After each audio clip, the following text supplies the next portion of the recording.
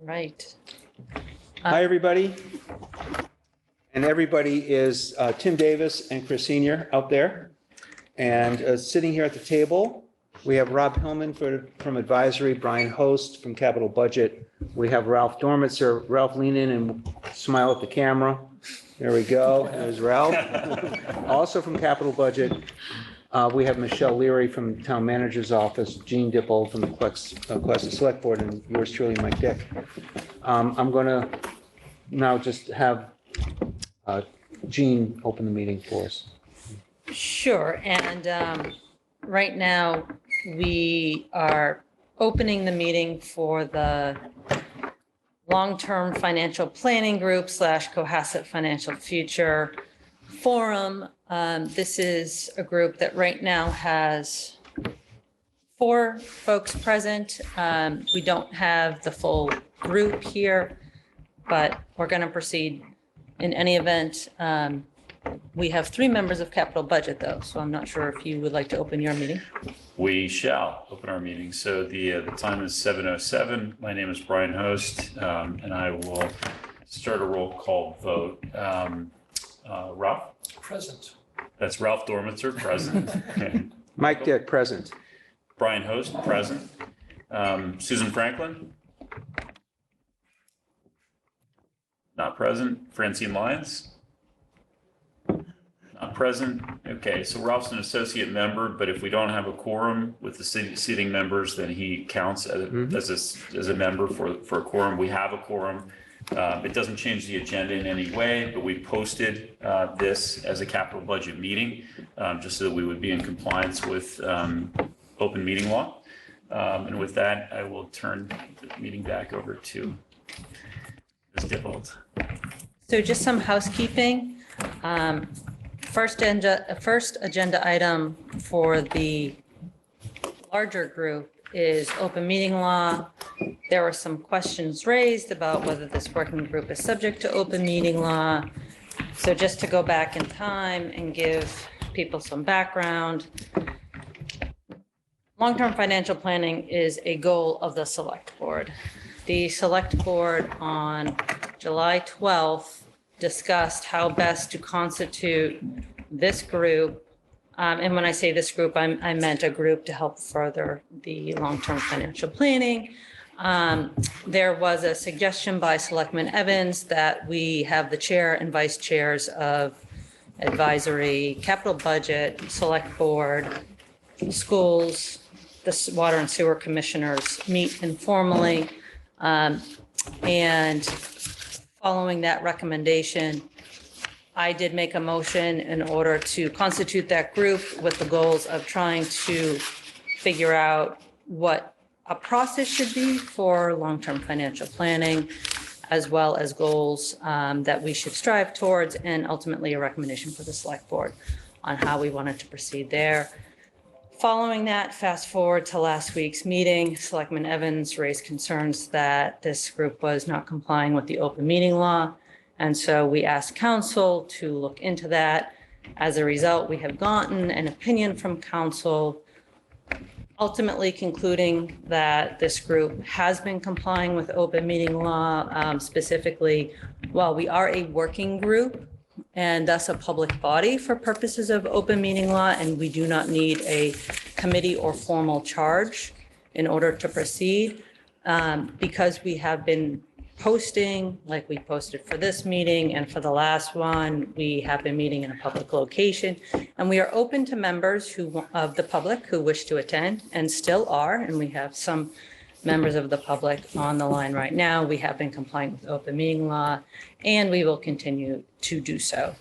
We have not been meeting, and I'm sure my other members can confirm, we have not been meeting behind closed doors. Our meetings have been public, and we will adhere to open meeting law, including over email.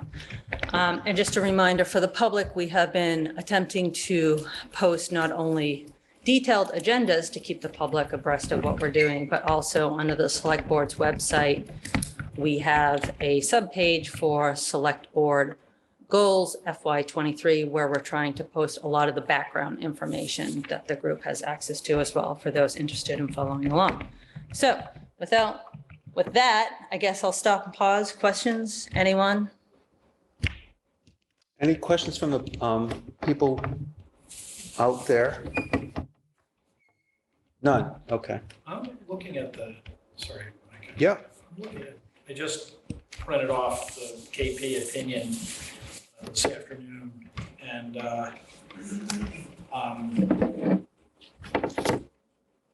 so we're a subcommittee, or working group.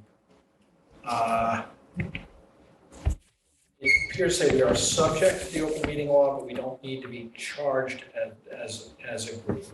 Yes. So what is it that we have to do? We need to post meetings? Do we need to keep minutes? Do we need to have Yep. a quorum? We need to post minutes. We need to keep, we need to post agendas 48 hours in advance. We need to hold those meetings in a public forum. And the quorum is a great question, Rob, because the question is whether we have enough people right now for a quorum of this public body. Certainly Capitol does, and you have an open meeting right now. But where we have a working group without all of the members or a quorum of members arguably present, we were going back and forth, frankly, about maybe we're just attending Capitol's meeting right now at this point. So, Ralph, I saw you wanting to interject. That might be the safe harbor. The only thing I say is that if you look at our own handbook for committees, we've got one, right? I think the thing is that this has to be an advisory committee to somebody, and that's the only thing you really have to do. So say, we're advisory to the capital, but are you, this group is the advisory to the capital budget committee, is sort of an important thing to say. Otherwise, you come under some other strict rules if you think you're a standalone committee. Yes. That's all you have to worry about. It's your advisory, Right, and to somebody. that makes sense to me. Well, council was opined that we're a subcommittee. They didn't say what we're a subcommittee of, Of the select board, okay? of the select board. But so that's, I guess, what we are. Now, I don't want to waste too much time on this. I just want to have a firmer grasp on who, it's kind of the philosophical question, who we are. So, okay, go ahead. I just make a philosophical comment.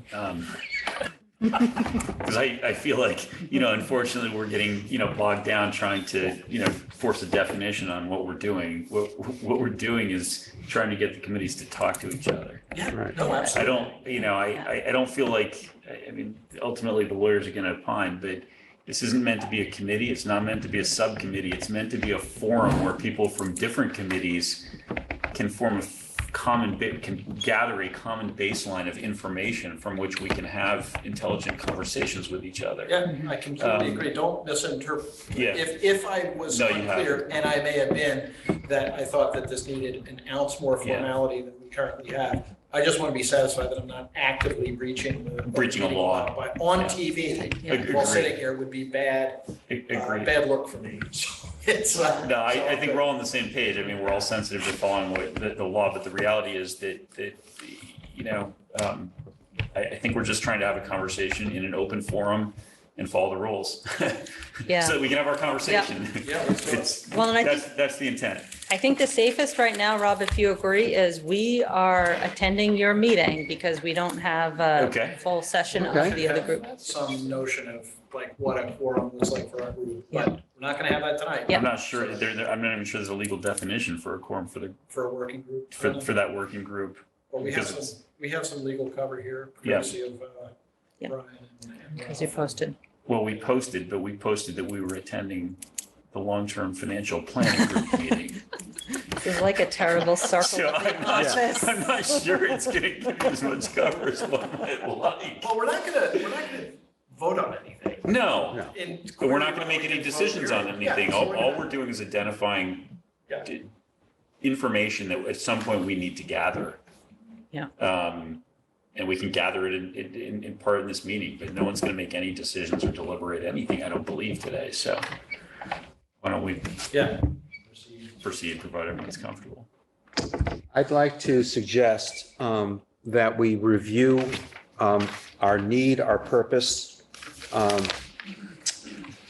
and then we can go through our agenda. And that's really for the benefit of Ralph and for Tim Davis, who ought to be given the courtesy of why are we here? What are we trying to do? Rather than just throw you into the middle of a discussion. I did try to look at what you did Yeah. last week online, and also the select board. So I have some sense of it. So you don't Right. need to do too much for me. Just proceed as if I had been here.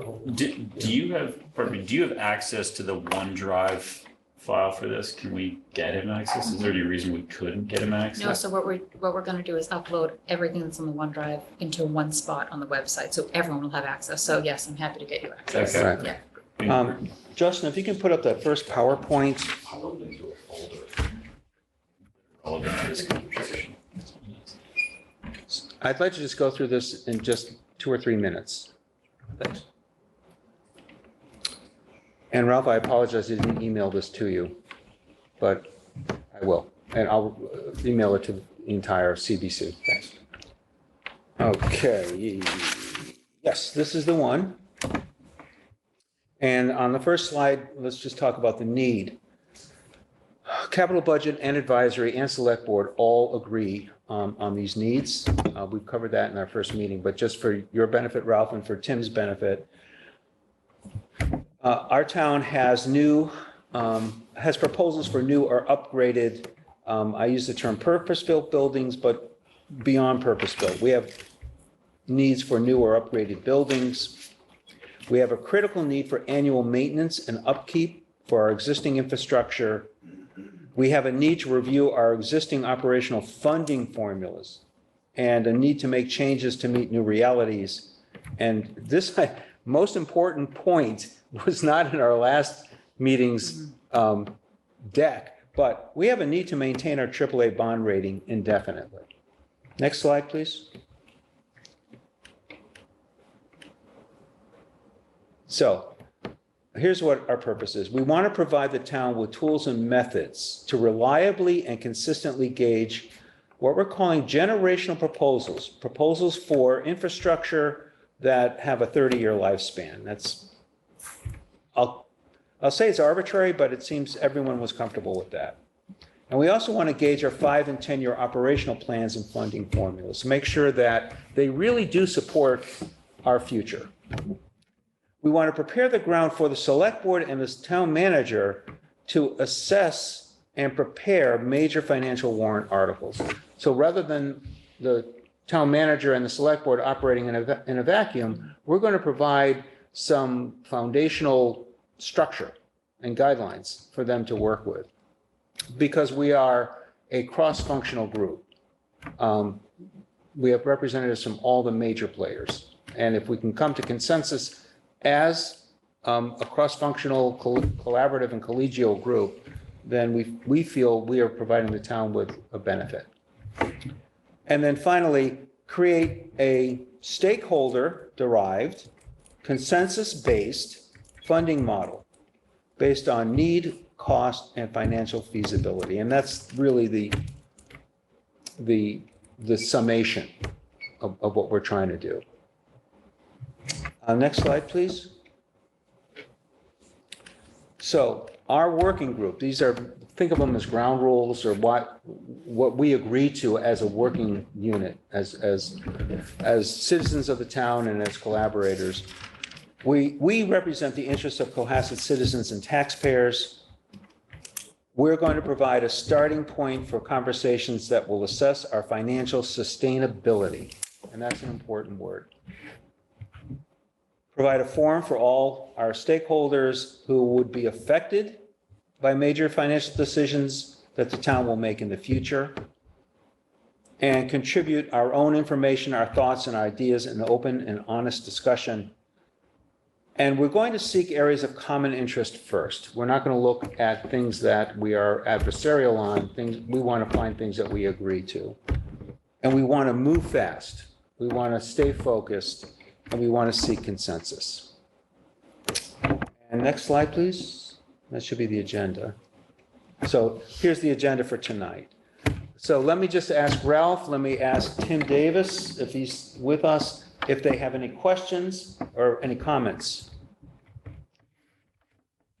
Well, the only thing I can say is, having looked at what you have done already, I think you did a good job. I think it was very helpful. I thought it was very good comments. So at this point, there are very few things I would add. There are a few things I would add, but I won't do that right now unless you want me to say what else I would have done, unless you're interested. And what we had done in the past, because this is a repeat, the third repeat for me of this. Right. So. True enough. Yeah. Any other comments? We have no hands up. Okay. We have no thumbs up, so. Okay, fine. Keep going. So Ralph, yes, what would you add? Okay, you would emphasize transparency. I would double emphasize transparency. I do think that's critical. You've already said it in your previous meeting. I think you ought to take that up as very serious. I think there's a real lack of information out there, and a lot of people really don't know what to expect going forward. And town meeting is not the place to find it all out. I think you all said that once, and I think you said it in the last meeting. That was great. Right. I think when we tried to do it previously, we would benchmark what other towns were spending against various categories. And benchmarking took us back to looking at other towns like ourselves, and we were saying, how are we doing for whether it's schools or public safety or whatever? Benchmarking should be, I think, a piece of this. I don't know if you want to do that, but it helps a lot in saying, if you're talking about efficiency, you're talking about that.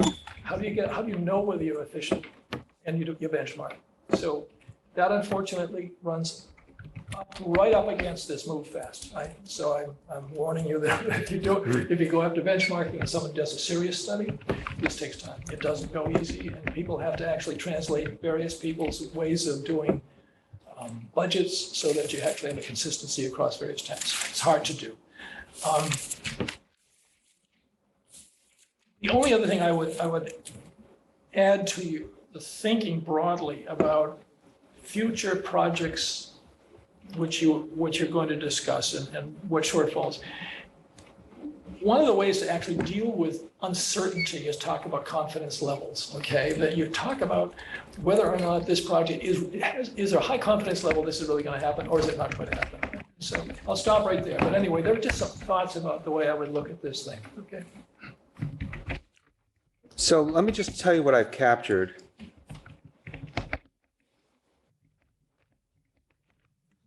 Transparency is critical. We will or should be addressing gaps in information for the public. We've used benchmarking in the past, helpful as a guide, may run counter to moving fast. Addressing uncertainties can be addressed by using confidence levels as a guide. Okay. Transparency for just a moment. I know it's a word that's used frequently and it's important.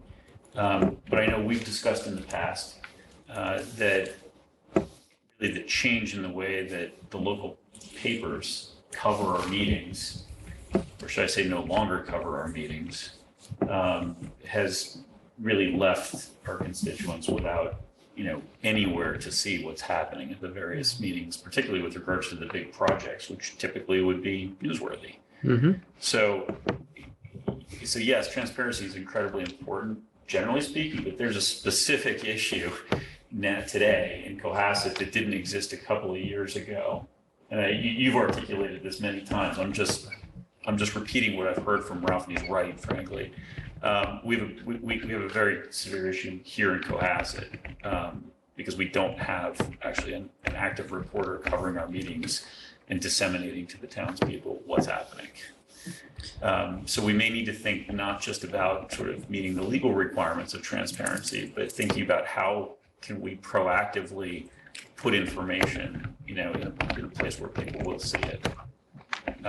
I'm going to stop there. I don't even want to go down the path of making suggestions, but there may need to be something more proactive than just following the rules.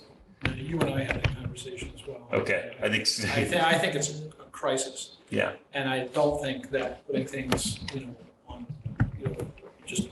I'm with you, let's not try and solve the problem right this minute, but I sometimes look at how many views the advisory committee gets on YouTube. Right. Haven't broken 2 digits yet. Yeah. So that's not a meaningful avenue of Right. public communication, Right. nor is it Yeah. reasonable or even perhaps sane to expect all the citizens of Cohasset to watch 3 and 4 hour meetings. As fun as they often are for those who sort of participate. So you're right, that's a big problem. And then you get to the floor of town meeting and no one's been reliably informed. Right. Let me turn then to Michelle, who's representing Town Manager's Office. And we have Justin Schreier here, our Communications Director. Are there plans, or are there, well, what are your thoughts on using Town Manager's Office at this point anyway, or the Select Board's, Well, I can weigh in here. okay, Let me say, power Michelle. to reach people? Yeah, so just by way of background, this is something that the select board discussed last year, and was one of our goals in terms of communications, recognizing there was this communication gap. Right. We probably didn't, frankly, get it up off the ground enough. But Justin, who came, I think in April, Justin, if I recall correctly, is a key part of trying to do this. And when I say this, what I specifically mean is, I mean, we're going to have to teach ourselves how to do it, right? And a part of what we're doing, for example, right now with the zoning bylaw reforms that we're trying to do is we're saying, we want a communications plan. We need, for example, outbound communications in all different channels. Yep, I see Chris, in all different channels, including, for example, mailing,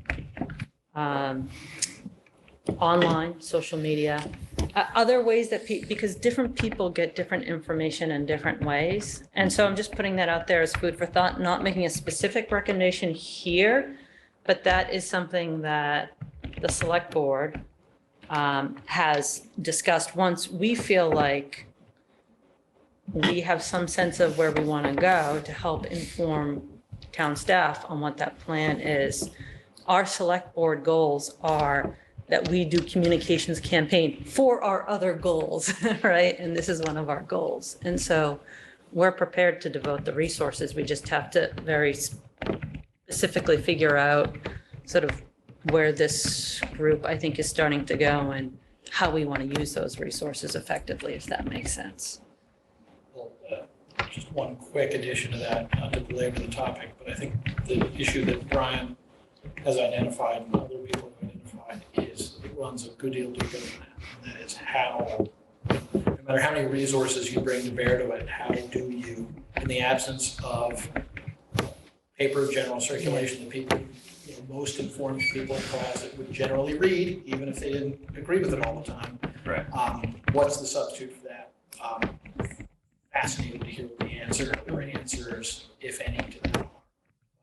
It's not for us to decide today. That's Justin's problem. Sorry. Welcome to our meeting. I do see Chris on. I don't know if he had a thing you want to. Hi, Chris. Hello, everybody. The reality is that the way people communicate with each other has changed. Right? I mean, I was a journalism major. I am a journalism major. Right? The papers and the concepts and the channels that existed 30 years ago, they're totally changed. It was still TV, right? But the internet didn't exist, and now it does. And traditional newspapers, I don't read physical newspapers. I read 3 or 4 of them every day, but they're all electronic. So what we've done, and again, we won't belabor this tonight because I'm not going to fix any of this tonight, is the select board said, hey, we got to do something. We talked about it. We actually have the first full-time person. What Justin does is communicate, right? And what he's been doing is everything from flyers that we've distributed on things to Facebook Lives, to going out to the community. We've done stuff on 143 TV. And I think the zoning stuff, which she just referenced, will be a very interesting way of I think, seeing what people want, how people want to interact on these things. I mean, I took part in a program pre-COVID on how communities engage. One of the nice things about a small town is people talk to each other. So that's one of the things that has to happen here, right? People have to run into each other at the store and on the soccer fields and at church and wherever people interact. And that's how people get a lot of information. And then we'll continue to use other ways. I think we'll try. I think this fall's gonna be exciting because we're gonna, the thing that's teed up, I think first will be the zoning conversation. And we're gonna see how people react. And I'd love any input any of you have about ways to reach people. Now, I remember one group telling me in another state that they put out food. That's how they got people. They wanted what? public engagement, they put out food. That was pre-COVID. Oh, okay. And but that still works. That can still be effective. But you know, we can't feed everybody. So, but the fact is, there's no one way anymore. Unfortunately, that paper of general record, they don't exist. There's nothing like it anymore. And so it requires us to work a lot harder, I think, to get people where they are. And we're not going to get to everybody. We never are. We just have to, I think, make it available and tell people where it is. And hopefully, you know, some of the people that watch the 4-hour meeting, some people want the 4 bullet points. Some people want us to just a 30-second snappy videos. We'll see how it works.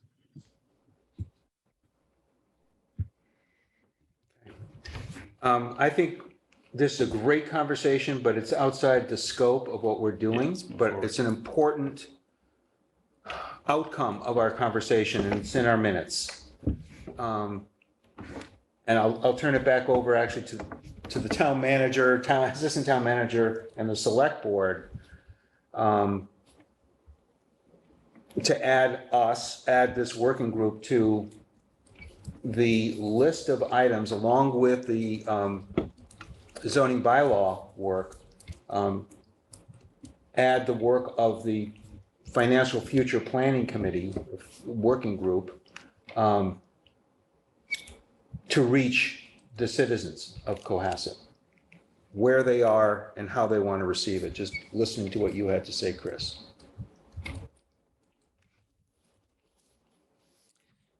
Any other raised hands, comments coming in? Nope. Okay, I want to stay on top of that. Yeah, absolutely. Yeah. Okay, great. Yep, there's, nobody right now. Okay, thank you. Yeah, absolutely. Ralph, did you have something?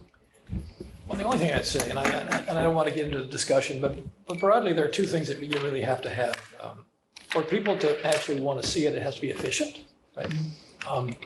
That means you're not going to spend a lot of time, you know, listening to an hour's worth of conversations we're doing now. They're going to have to see it quickly. Second, it's going to take writing skills. I know it's a visual medium that people want to use, but writing skills are critical for this. It should go out as a bulletin of some sort. If it's it can be online and it can be actually hard copy, but you have to have writing skills. It means that people actually writing up what's happened in an efficient manner, so people can read it quickly and understand what's going on. And then I should stop, because then I can really get into what I would do for detail. But that's enough. Yeah, just to echo what Ralph said, when I was running for the select board, I did learn the hard way about how to communicate with people or not. And I did little videos on how municipal finance works on my campaign website. And then I did one pagers, because you can see on Facebook when people, how long they'll listen to you. And the average is 30 seconds. FYI, as we move 30 forward. seconds. 30 Okay. seconds. Town government by TikTok. Yeah, exactly. That's our Right. future. You did short videos on financial topics, and what was the other thing? And one pagers on like what a debt exclusion is and the tax levy and Right. things like that. Oh, short videos and one pagers and print and public and one pager content. Along the lines of what Ralph was saying, Yeah. short bulletin on Right. educational content. Right.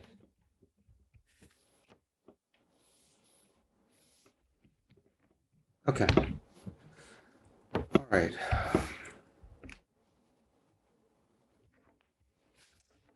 All right. If you could put the PowerPoint back up, Justin, and flip to the agenda. I distilled what was on the posted agenda into just a one pager that we could just sort of look at. And certainly leave Chris promoted. So he is promoted, but unfortunately I can't share my screen and have him up at the same time. I can't have the agenda up. Okay. So whichever you like up, I'm happy to, do that. Let's You don't need to see me. You can please put up the agenda. okay. Just, Chris, I know you'll speak up, but, you know, jump in anytime.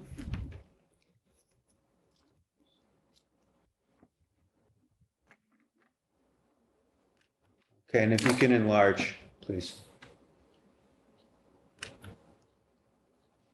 Here we go. And can you zoom in some on that? Because So unfortunately, I'm not able to zoom in, okay, the way that it's configured, since it is a PowerPoint presentation. all right. So next time I'll split into 2 slides, but we have 3 major areas that we wanted to cover on our agenda tonight. I was hoping that we'd get, buy-in on our problem statements, buy-in on how we're going to proceed with gathering facts, and then finally, agreement on some next steps with some target dates of the select board meeting on the 23rd of August. That's a week plus, week and a day. Next Tuesday. And then also looking at year end 2022 for accomplishing some of the deliverables that we'd like this working group to accomplish.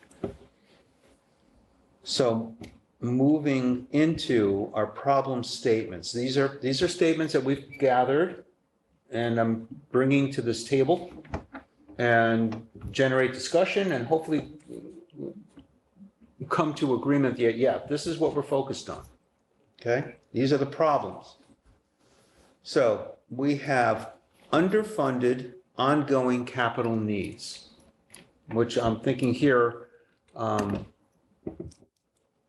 in the operational budget, there is in particular maintenance for both buildings and roads, which are underfunded, and we know they are.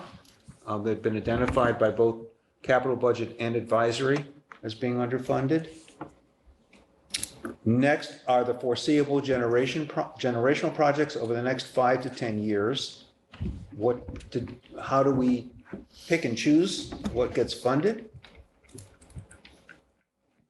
With those generational projects, what budget shortfalls do we have in the next 5 years? And actually, I'm going to back up on shortfall. We also have shortfalls that arise out of our funding formulas, particularly in capital budget, on what capital budget committee can provide to the town when it comes to using our capital budget stabilization funds, the annual handout of 1.9 to 2.2 million, and how that is underfunded and how that puts capital budget in a difficult position year in and year out of having to choose purchases within the capital budget purview for all the different town departments plus the schools. So that's underfunded too.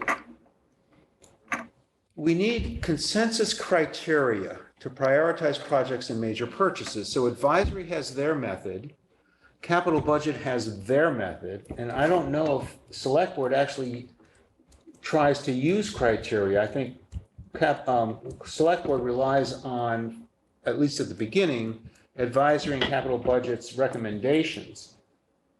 But a problem statement is we don't have a consistent criteria across our different groups. Should we have it? And if so, what should that be? I guess I would ask, what is capital and advisory's consensus criteria? Capital budget has a pointing system based on 5 different criteria. And we look at the requests that come in, at least from the town departments, and we try and assign our points to the questions, how the questions are answered on those request forms.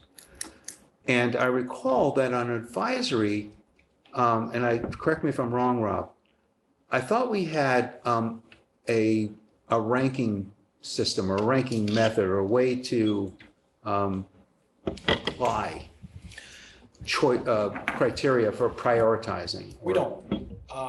And I'm not sure that I would want to adopt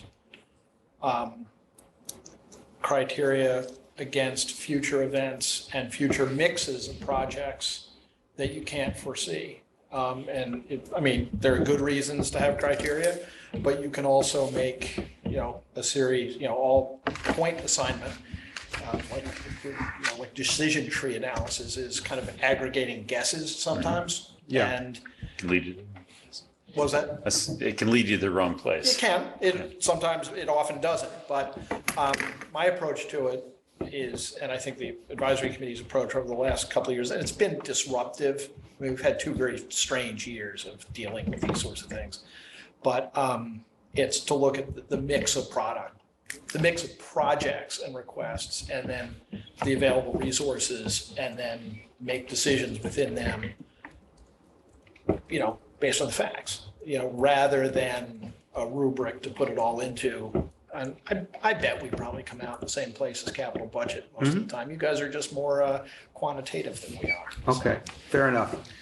So just one comment I'd make about, capital budget's approach. It tends to work for what I'd characterize as sort of normal requests. Normal being the stuff that's typical that we would see in any given year. It hasn't been applied to, nor would it necessarily work in the context of generational projects when thrown into the mix with the, with the everyday stuff or the annual stuff. And that's really the core of the problem. We've dealt with generational projects when they're sort of thrust upon us.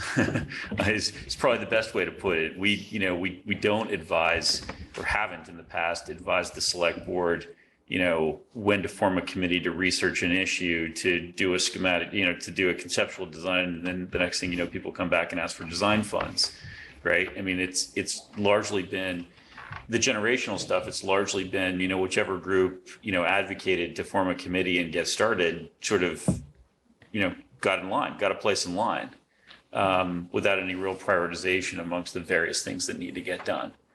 And I think that's part of exactly what we need to, lay out and ultimately, find some way to address. I mean, we're going to lay it out in this group. It's probably going to be addressed in a more formally structured committee of some sort. But there has to be a way to say, okay, if we're forming a committee, we're fundamentally, sending a plane down the runway, and there needs to be a landing slot at the other end. When this committee's work gets done. Otherwise, we're just wasting money and time. Advisories, my predecessors have been advocating for something like this for a long time. There's been pieces of it, but the idea of putting everything into sort of, a master list and a big old spreadsheet, and then it's a matter of just adjusting assumptions and whatnot to test for the tax impact or possibility of any given project or outcome.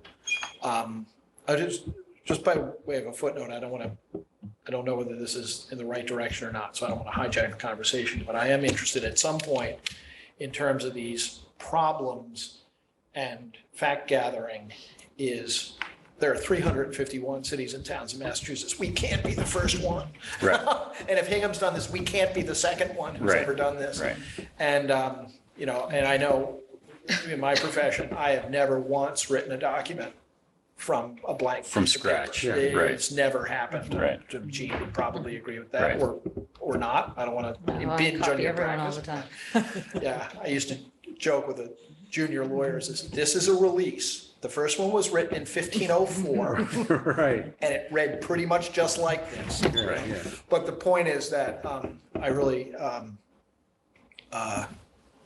want to make sure, and it's kind of to Ralph's point too, in terms of it's not as sophisticated as benchmarking the actual data points, which is a really good idea and often done. I know the school committee did it some years ago, but to make sure that we're not inventing the internal combustion engine, or as one of my colleagues, not at work but around town, said, R&D really does stand for rip off and duplicate. So it's trite to say so, but there's a lot of knowledge out there, and I think part of what we should be doing is learning from what's publicly available. Agree. But Or learning what not to do from what's publicly available. So, thank you. I just wanted to throw that out. no, that is helpful, more than helpful.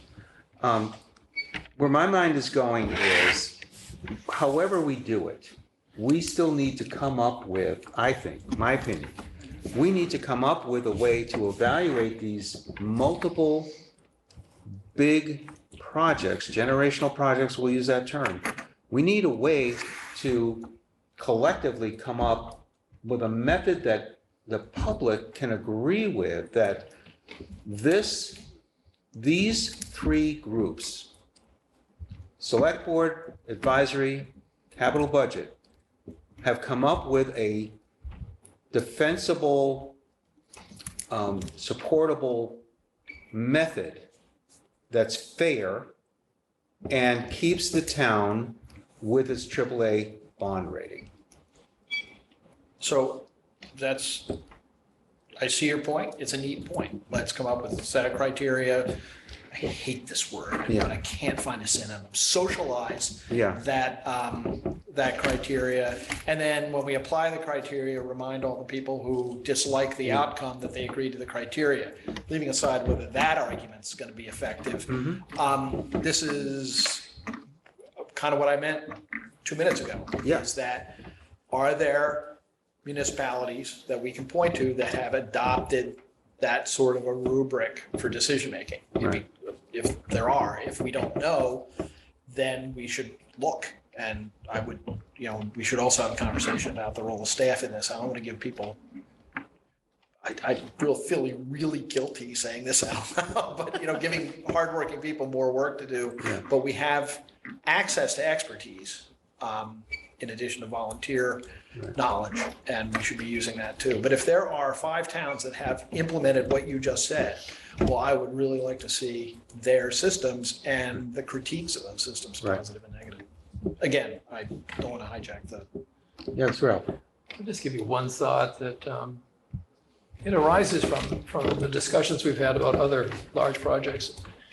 And we end up, as I think it's been said in the previous meeting, with advocacy, but no alternatives. We used to talk a lot about, are there any alternatives? So my own view of a lot of the problems with our ability to actually decide whether we're going to do something in the exact way that the advocacy committee has actually proposed is that there are no alternatives usually. And why aren't there alternatives? They're not alternatives because there is no formal structure for, I don't want to call it adversarial, but at least somewhat different points of view, whether they're financial or operational or whatever. But the lack of that other side is completely missing on most projects now.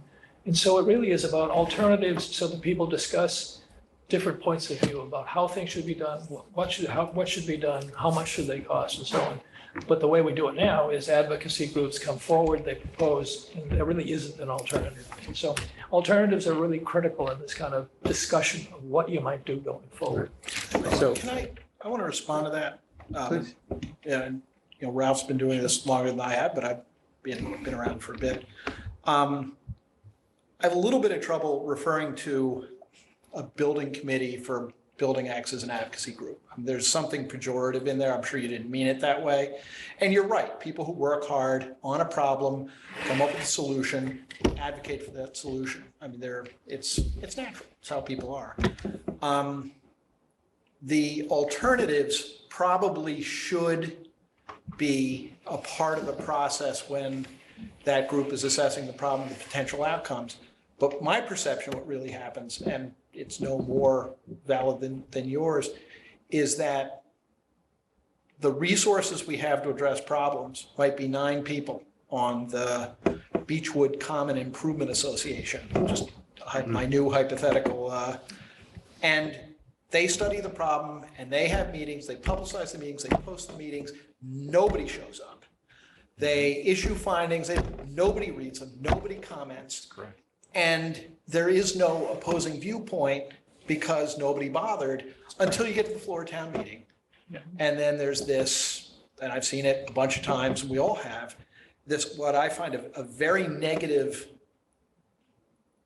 experience in participatory government of people throwing up objections well after the time in which those objections would have been capable of being baked into the project or considered. I think it's a failure of town government in a small town. It's not necessarily a personal failure of anyone in Cohasset, but I've seen it, and you have, and all of us have, over and over and over again. You get to town meeting and, well, what about this? Well, how many of the 27 meetings did you attend and articulate that issue? Well, none, but I'm here now. And town meeting structured in a way that can be persuasive. So I agree with you fundamentally that there is a failure to consider the alternatives, but I think it's from indifference at the stage when that should be happening. But maybe that's just, it's just it's not anything we can solve at this point, but it goes to Brian's point also that a project gets a group, and then the next thing they're doing is looking for resources for drawings. And here I am, I'm falling right into the linguistic trap of they. But the group that the town charged with this project are moving the project forward. Because there is no alternative. I mean, maybe if there's a norm for capital projects on that line, there should be, built into the process. At this point, there will be a big flat halt, or, it's a little much, but red team it, appoint another committee. That's correct. And maybe I want to talk about at some point the Would you things that have come up. just define red team for I'm sorry. record? Red team is when you take a separate, you have a group making a decision, and you take a completely separate group, and they're the opposition. It's like a war game. Yeah. And the idea is that they get the thing and they punch holes in it and make the hardest case. And when you're canonizing a saint, they actually literally appoint somebody to be the devil's advocate, Right. to point out why Mother Teresa should be a saint. And that's that person's unfortunate job. They'll burn for it, but that's a red team. In that case, literally. All right, so what I'm hearing actually is an idea, a suggestion that goes to the same purpose, which is to vet. And I wanted to say a few interactions ago that a group like the Town Hall Building Committee, I think, has done a very thorough job of providing alternatives and options. But I also am cautious that perhaps those options, while having been considered and discarded, may not have withstood the scrutiny of something like a red team. So for those of you who might be tuned in from the Town Hall Building Committee, I'm not suggesting, that the work that you're doing is incomplete in any way. I think you've done a very complete job of looking at alternatives. But I think that suggestion for a devil's advocate, a red team, may be an approach. My concern initially was cost-benefit analysis, and maybe that's too simplistic on these massive projects. It's a piece of it. Right, but having a group that is looking at all of the assumptions. And it has to happen early enough in the process to be meaningful. Right. 2 town hall project iterations ago was the time for that conversation.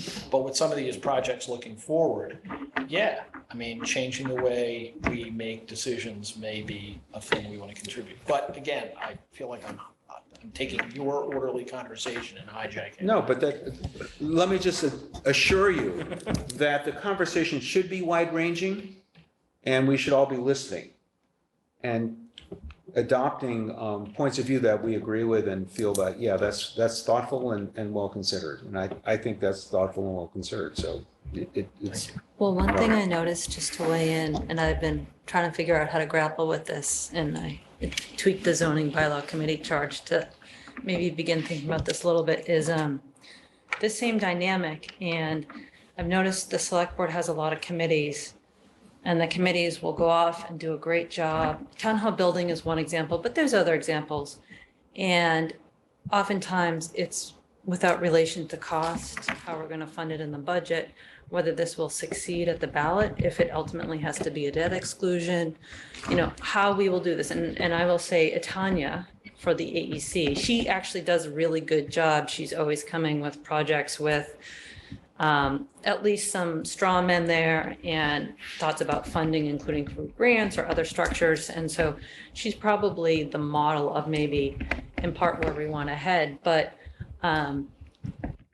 one thought I started to have was, well, should these committees be charged to a certain amount that they can spend based on what we're discussing, or really hold them to a way of funding, like the town hall building committee's charge was to stay within the tax levy. I think we all know right now, that's just mathematically impossible. And, maybe the select board needs to do, I think they need to do a lot better job of focusing on the goal from a cost standpoint. But, to Rob's point, another thing we could do, just food for thought, is when it comes to the transparency issue and the red team, I don't know if this gets exactly where it needs to go, but I'm just going to throw the idea out there because this is something that the zoning bylaw committee is going to do, which is notice and comment. That's so federal. When we do federal regulations, we put the proposal out there for notice and comment to the town. And everyone who wants to weigh in can weigh in with concerns and suggestions, or I like it, I don't like it, you're on the right track. And on the federal level, we get all sorts of different levels of critique. And it's helpful to see where people are, where they're not, are we even doing the thing that the people who support us want us to do? Or what's the opposition that we're going to face? And is there a way to address it and calibrate around it? And it might work better with legal changes than big generational projects, but this is something we're trying to build into the website, to have a notice and comment process for some of these bigger proposals. Again, just to get the word out there, to invite people to have a landing pad for feedback to come back into the town and the committee, because it is hard trying to figure out where people's minds are at. And you don't want to have a situation at town meeting where, you learn for the first time that the majority of town meeting has some big concerns. So that's, sort of not exactly red team, but it could elicit the same result as a red team in terms of, hey, I have some initial concerns about, the trajectory of cost, or maybe this isn't what we thought it was going to be, something like that. We could try to think about charging committees now and this is what we did with the zoning bylaw, like you will do a notice and comment process as we come out with drafts so people can see them and weigh in, and we can get those ideas and see where it lands. But if you put out the notice for a comment and no one comments, you're back where you started. We could be back where we Right. started. At least you have a talking point at town meeting to say, look, it was out there. It was out there. Trying. Right. The assumption is that those who would comment are knowledgeable. Yeah, Right. that is That's the true. problem. Most people who would comment probably haven't spent enough time on it. You almost do need some dedicated red team who has spent time and is charged with doing it. Right. Now, I'm not arguing you should, but when you comment and you're not knowledgeable, comments don't go too far because they sound uninformed. I'd be interested in asking the leadership of the Town Hall Building Committee for their views on whether they feel that within their committee, they had a quote unquote red team questioning decisions that were being made along the way. Actually having a built-in adversary. That's too strong a word, but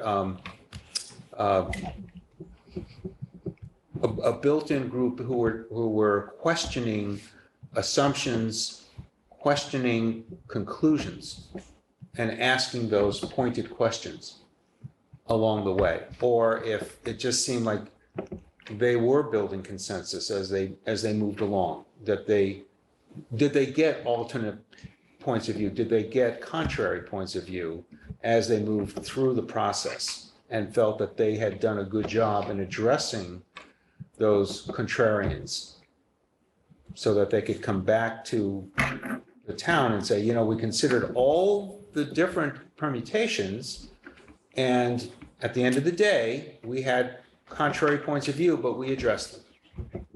So Brian, you had your hand raised. I did. I want to shift away from Town Hall Building Committee for a second because I think they've been used as perhaps as an example, and they're becoming I was going to say the same thing. a central point in this discussion. I don't think that's necessarily fair to them. I think they were really an example. But more broadly, I think the issue that the reality of these committees, these volunteer committees, is the people who are willing to volunteer their time on one of these committees, by definition, you are in favor of the project. Otherwise, they would not be donating their time, right? Excellent. So technically, you have what's known as selection bias. Everyone on the committee, I knew there was a word for it. there is, Thank you. and it applies to surveys when you ask people for opinions as well. The people that respond have an opinion. If you ask an unbiased person whether or not they, to respond and they have no opinion, you're not going to get them to offer one up. So you have to be cognizant of that. And it's really interesting. It really does flow back to the concept of a red team. You almost need to bring in, someone else or some other small group of people to really test, the primary sitting committee on their decisions, on their process along the way. I think, just speaking half comically, I think some people view capital budget as the red team. But You're kind of right. look, I think functionally, to some degree, that's the role we serve. But it's also our job to find ways to get to yes. Right. So we're a little bit conflicted playing, just completely unrestricted red team. And I'll also say, frankly, that when special committees get formed, they generally instinctively, knowing that it's going to be a difficult conversation, don't want to come to capital budget until their project's fully baked and they have an ask. And at that point, it's way too late. Right. It's just way too late. So, we gently try to get people to engage with us early. It's very hard to do because they know it's not an easy conversation.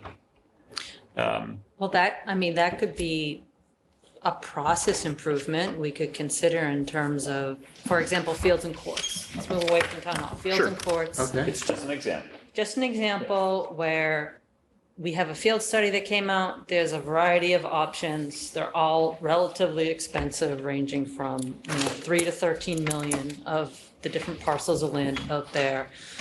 A few weeks ago when we were discussing it, members of the select board said, well, let's form a committee to study fields and courts. And so that's one option out there.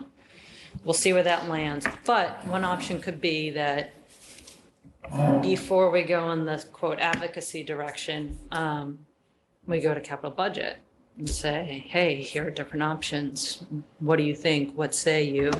In the context of all the other capital needs, as we're trying to get feedback from the rec commission and open space and all the different pieces, because I do feel like on the select board level, that is missing from the outset. And I don't want to say it's like an auditor function that's missing, but and this is my hope for this project, is that we do come up with, whether it's a process or some other improvements to help as we go through whatever the issue is, whether it's a new public safety building, the school facilities committee, all these things looming out there. A good process for how to vet these projects in a way that I think addresses some of what we're all grappling with right now. And so it could be that we involve capital earlier, even though it's not, a field is technically capital. So is a court. Right. Most of what we're talking about, with the exception of maybe the operating budgets, which I think are a whole Anything that separate- isn't salary Yeah, or anything that copier isn't paper salary. is essentially capital. Right. So Yeah. Pretty much. The only thing I'd add to all of this is that if you have a red team, it presupposes that there's expertise on the capital budget committee for every possible issue in town, which is highly improbable. Yeah. So it is a problem of expertise as well, right? So that, even though I think the capital budget committee would probably be one possible source for doing the red team, I would think even the capital budget committee would say, we need some expertise in this topic, right? We're not fully omniscient about all this stuff. So- Right, but the capital budget committee would have at least the sense to say, we need some help on Well, this. that's right. They would recognize that. There's also the issue of, we have a hard enough time filling the committees we have, saying, how'd you like to take this profoundly negative approach to a popular project and criticize the work of people of goodwill who've identified this? That may appeal to some people.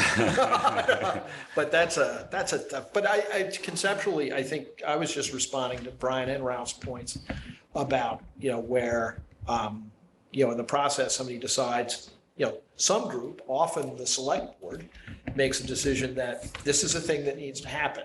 These courts are lousy, this building is falling down, these school classrooms are too small. And, it's really at that, I don't want to get into we're pretty deep in the what ifs, but there's the issue. And then, but if it gets far enough down a path where there's been a certain amount of consensus about this is a thing that needs to be done and resources put into it. Stopping and pivoting is a good way to leave a lot of money on the table and not solve a problem that's only going to get worse. So, but Mike has a slide deck that he sent around with capital building with what's it called? Generational. Infrastructure needs. I don't know that we're going to get to that tonight. I have some thoughts about that. Right. But there's some things on there that clearly could be dealt with better because they're entirely inchoate. Right. It refers it even puts numbers on a school project that isn't a thing yet, Right. or a public safety building isn't a thing yet. And those are opportunities to do it differently and better. Right. So, but go on. I was just going to say one thing, is that we would like to tap some of the expertise in the town, which is all over the place, but does not want to come to meetings every Monday night or every Tuesday night. So if there is a short-term red team, if you want to call it that, piece of expertise we need, a lot of people would sign up for that because in fact, it would not be this long-term commitment, which actually a committee is, right? So it's tapping that group, but also realizing that group is probably hard to get unless they can have a reasonably constrained timeframe associated. Focused. Yeah, focused. Right.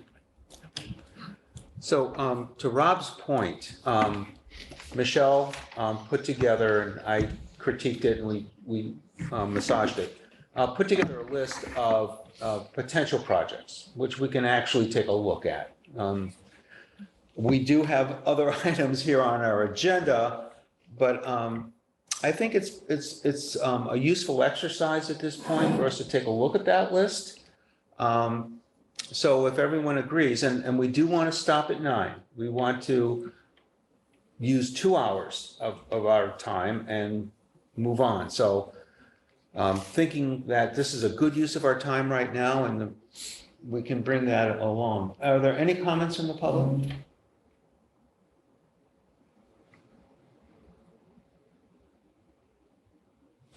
No. Chris, do you have any comments? And are you up for taking a look at our list? Yeah, I've been watching this and following along, and I think it was a really good conversation. I think one of the challenges when you get to some big municipal projects is that people don't necessarily want to pay for them, right? Because they don't perceive they necessarily use them, and whether that's water or sewer, I mean that's the classic, right? Nobody looks at it. Nobody cares about water and sewer until you don't have water and you can't flush your toilet, right? And then what happens is that they sit on the ground for decades, and then they all get fixed at once because, like what happened to Cohasset, was a nightmare, and you don't want that to happen, and you have to plan to pay. No, sewers isn't sexy, but God, if you can't flush your toilet, and the same goes for other public facilities. Obviously, things have changed a lot. I mean, the function of rooms in town hall have changed dramatically. I mean, 20 plus years ago, the treasurer collector was sorting through, those big sleeves of checks. Haven't done that for years, right? That's all being processed outside now. So the role of the treasurer collector's office has changed dramatically. Now they're just doing far more complicated things online and transactional stuff. And so you have to be adaptable again, but no, that's not sexy. One of the things that's also very hard is planning these. And the problem is, one of the reasons that this conversation is happening now is Quest is not alone. Most communities don't schedule these on a regular basis, right? Oh, it's 10 years, we do our public safety, 10 years we'll do town hall, 10 years we'll do the next school. People don't do that. They do it. They have this big, most of you were involved in the big school battles 20 plus years ago, right? Music Circus. And then you don't want to go back and do that again. And but at the time, there should have been a plan for 30, for major renovations. Like when the senior center got acquired, and that was a challenge enough, we put together a plan for renovations over the next decade. Now, that's not the first 10, we're about 7 years into that now. So, we're going to have to, continue to plan for renovations of pieces to keep the building in good shape. Cohasset, like most communities, didn't do that for a long time. And rightly, people say, well, that should have been done. Well, it's true, but we can't go back 20 years ago and fix that boiler or make a different decision, unfortunately. So, so the conversations you're having now are the kind of conversations the committee has to have, and then you have to get to a decision point, right? That's the other thing that's part of this. A decision has to be made because repeatedly people just say, well, it's too tough, or we're going to put it off. That's a decision, and it costs money, and it sometimes costs opportunity. And I don't know how you build that in though. I've been through this with these same conversations with other communities and also with private sector organizations, right? That how do you build, how do you plan, how do you do that? So you've really done a great job of laying these issues on the table. And I think you've also identified some things that Cohasset does pretty well. I think the capital budget team has been, we'll call it the red team because that's what Rob's calling it here. But red teaming these things has helped get better projects. And coming in early has been effective for that. Unfortunately, the town is looking at 3 or 4 big things, and the question is going to be, what do you do to make that work? And that's going to be a little hard question to answer. But that said, the work that's done now will help, I think, for a while. We're working off stuff that got done 10 years ago that got us a long way. So these conversations are going to mature this to the next level, which hopefully will suit the town for another couple of decades. Great, thank you. So Justin, let's put up our list. That's the infrastructure PowerPoint.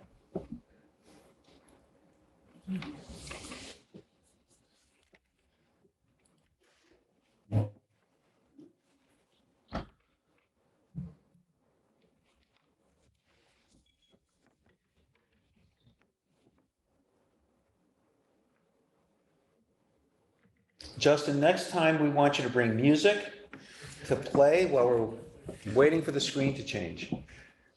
And no, the Jeopardy theme won't do. I don't know. Be careful what you wish for, right? Okay, so these are the categories that Michelle has put together and Chris, right? Town buildings, utilities, water and sewer, electrical. I don't know if you want to talk about the brick grant. Yep, so we received news that we weren't awarded the brick grant for this time around. However, there is another cycle next year that we could apply for if we feel as though we have a better argument to make for the community. Right, so to be more, to provide more explanation, we included electrical when we thought that the AEC's idea for a microgrid might need town funding. At this point, it's off the table, so we're going to take it off of our list for now. Okay, transportation, which is primarily our roadways. Climate change is a new category we've added. Looking at stormwater, looking at more frequent and more powerful storms that affect the town. Harbor, Parks and Rec, and then information technology. So next slide, please. These numbers are column rumors, column hearsay. These are numbers that we've heard. We have no formal information to go on, but we do know that these projects are out there. These are potential costs. Can I say something about that? Yeah. This is obviously an eye-catching slide. I think this slide should be removed from the deck. It should be expunged from the public record. It should be destroyed in ways that violate the open meeting law. Once you create a document with a number on it, that number takes on some sort of a life. And if that was taken, and I know I've heard the same rumors, I've heard the same discussion, but when I see a document that says school project, of which there is none, 120 to 175 million dollars, which, okay, that's several years of town revenue, and not accounting for MSBA, not accounting for time frame. I would have been happier if those numbers were blanks or question marks, because this thing now all of a sudden, I'm concerned that this conversation about priorities is balancing against future numbers that are no better than guesses. And we're going to start talking about creating, even if we're just creating a rubric that's going to support $175 million high school 7 years from now. And we're going to distort town finances against that with all the other inputs, particularly whether the MSBA would support some or any of that. I don't know. I saw it. I kind of had obviously a certain reaction. I was kidding about the violations of law part, since we are actually on the record, but I am concerned that, these are the projects that are being talked about, but boy, they should have at least a warning label on it that says all numbers are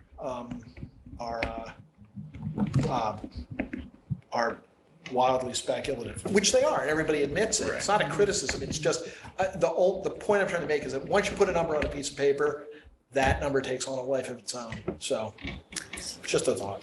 The only number that I think probably falls outside of that category, Rob, is town hall. We did know, have a Vertex come in. And, Your Vertex is in, and also that's a real project. Yeah. That's, Right. that's the one that's yeah. on the tracks. It's the one that's been in front of town meeting in pieces. No, I completely agree with Yeah. that. And I amend all of my prior sputtering outrage, measured comments to test for that. But these are, I think that said, these are the right projects to be looking down the road at. Are there more? Well- And are there road projects? Well, we're just talking about buildings. So So, it just. I'm sorry, That's okay. I just want to say the small town buildings, those are actually accurate numbers provided to us by building assessments that we had completed I for assumed the, they were, given their precision. Yes. $73,000 Yes. is a lot different than a range of 50 million. Right, yes, those are accurate. yeah. yeah, there's one other building I can think of that's in the 10-year capital plan. My computer's over there charging, by the way, right? Pull it up and confirms. And that is, I think I think it may even be in 2024, fiscal 24, the DPW has a townwide vehicle wash bay and repair facility. On the, it's on the request list. I'm not, Is that the RTF buildings? no, That's something separate. Okay. and that is separate. That's literally recycling. Okay. So they want to build an in-house wash and repair. Correct. Okay. And I think it's to the tune of $400,000 or $500,000. Banging around in the back of this. Yeah. In terms of these, she's back in the room because it might be a question she can answer, is I understand that there was a change to, but not the elimination of, the low-income, high-density affordable housing requirement for towns containing MBTA stations. Yeah, the new DHCD rules. And that did not go down by much, at least the report I heard, in the morning on the radio. And it requires certain not inconsiderable quantity of acreage. I talked about this with Chris, acreage which Cohasset may not have. And all of a sudden, all of these some of these building projects are going to be competing for space in which to be built. Just, Mhm. you know, did you hear anything about that, Michelle? I'm sorry, I just stepped out. The 40B, well, it's not It's not really 40B, 40B, it's the low income. transportation community Overlays, Yeah. right? something. That, That you need like 500 affordable units next to the MBTA, is that what we're Something talking like about? that. Right. Something of We that should- nature? I should stop bringing up things I don't know the answer to, but I also don't know that's those gonna are be bad. that's going to be, if it happens, it's gonna be a big deal. And it's gonna be a big deal, It not is. least of which, because it literally, I believe, requires specific acreage to be set aside for the development of certain kinds of housing. I'm a big believer in creating affordable housing for whatever that means in a community like this, but still. But boy, if you don't have the land to build it on, it's going to be complicated. But I'm sorry, that's background on. No, there's another issue around this. So this was just on my handwritten notes of things I wanted to bring up today, which is, if in fact we pick up 400 or 500 units of housing, we may be picking up a significant number of kids as well in the school system. So this can actually, it's important to think about and generally speaking, know where the town is going with regards to these units, because it impacts what you build for a school. There's no point, in designing and building a school for our current population forecast if it's going to change material, Absolutely. And to Mike's point, his agenda contains fact gathering. That's a big that's a fact. combination of a school committee problem Right. and a town staff problem. An interesting data point would be, what was the uptick in student enrollment when they built Avalon? Which Right. was, It was a lot less than we projected. because remember the Yeah. debates Yeah. around that time where that Yeah. this was going to be some cataclysm of students, and it really wasn't. And it really wasn't. And we definitely need to learn more and read more about those final zoning rules, but I helped edit the letter that went to DHCD from Cohasset, and from what I recall, the punishment for not doing the zoning district in the way that would enable all of this multifamily housing is that we could not apply for state grants. With a limited kind of state grants. Certain types of state grants, you lose eligibility from MassWorks, Housing Choice Initiative, or local capital project funds, and I'm looking at DHCD's website. And so that we may be in a situation where we're just choosing not to get those grants because we don't want 400 multifamily houses Right. to be built. What can you repeat that list of grants that we would? MassWorks program, Housing Choice Initiative, or local capital projects fund. And again, just reading from the Well, press release that we came out. would want, we're way ahead of ourselves. But Yeah, yeah, obviously, yeah. we want to look and see what those grant Do programs are do and we how even, much money do have we we tap got. those? What does it mean to us? MassWorks, we do. Yeah, so that would be part of the calculus if we're assuming we're going to get state grants in the future to defray, for example, maybe some of the, grants we're accustomed to right now. It just may not happen because of Okay. the DHCD guidelines. But anyway, Okay, so in terms of we move on. information gathering, we need to put that on our list. Absolutely. What grants do, these grant programs that we potentially lose? Okay.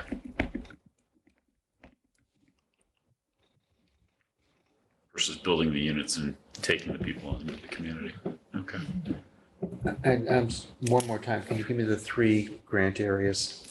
I think we should just confirm the DHCD final zoning rules and just read them Okay. just to make sure the law is Okay. as it appears to be. And just to be clear, Gene, we just have to provide the zoning. We don't actually have to provide the units. Is that correct? It's like an overlay district where we allow developers to build, but there is a significant cost associated with that on our staff time in terms of essentially doing the diligence to determine the parcels that can be built on, which typically developers do. Yeah. Town staff doesn't do, and so still working through all of that to figure out what exactly these new laws require, because DHCD is rolling out webinars on September 8th to explain the guidelines, et Okay. cetera. To explain what they just dropped on us. Yeah. 26-story East German style poured concrete apartment block. We've only got an acre, then Yeah, that's where it's going. It's that's going where up. it's going. It's Yeah. going up. Meet Marcel Breuer, that's what you're getting. All right, on Rob's comment, I'd just like to get the sense of the group here, and you, Chris, on whether we should be taking out anything off this list.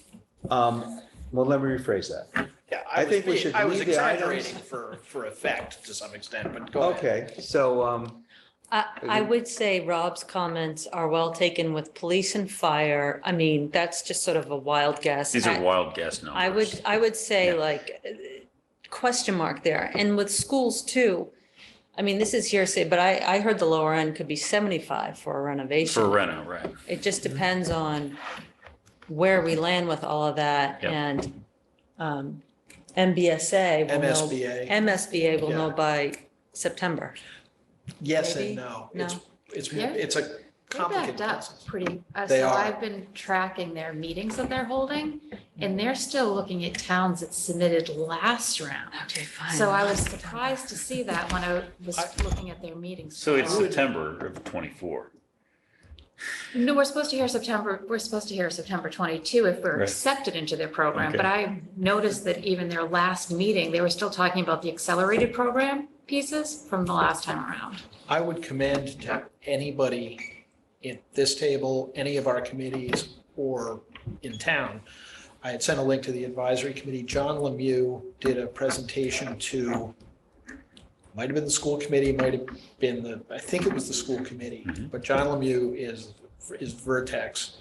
And he explained the MSBA process, and full disclosure, I work with John professionally with other communities that we represent. Happy to say, I think very highly of him in his judgment, but his explanation of it was really clear. So I have that link. I'll Great. kick it around to our group. we'll add it to our minutes, Sure. and That's a good it'll be idea. posted onto the SharePoint. But he did maybe 20 minutes, but he talked about the things you were talking about, like their timing, their practices, how things really work, what they're really looking for. Really good insight into the whole process. So Okay. All right, so the question is, do we want to have guesswork in this document or not? Well, in terms of just adding the language to make it clear that We this- could do that as Okay. well. And I mean, if And- you want to put a disclaimer on it, I think that's fine. There are question marks next to the numbers where they are guesses. Yeah. There are not question marks next to the numbers that are, Confident. more real. But there's nothing that screams off of this page that would stop you from embracing the whole thing as some sort of reality. Yeah, okay. I think the bigger, I mean, it's a dangerous thing to say, but when you add this all up, you realize the magnitude of the issue of what we're dealing with. And I think that's the key message. It's not any particular number on this page. The problem is we have, committees that form or groups that have a view on a specific project. And, in a vacuum, it seems rational, right? Or at least to them. But when you put it all up on a page like this, you say, wow,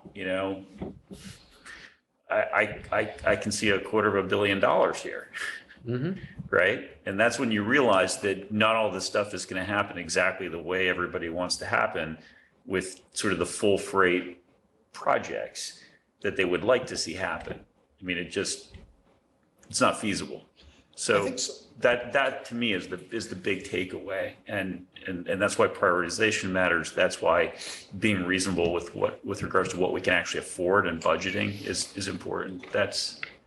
I agree with Brian. I also think, and this may be going back half an hour, but part of the accounting, and this is for every project that has a building that's currently standing, is backing out the retro, there's a cost, the cost of doing nothing, Yeah.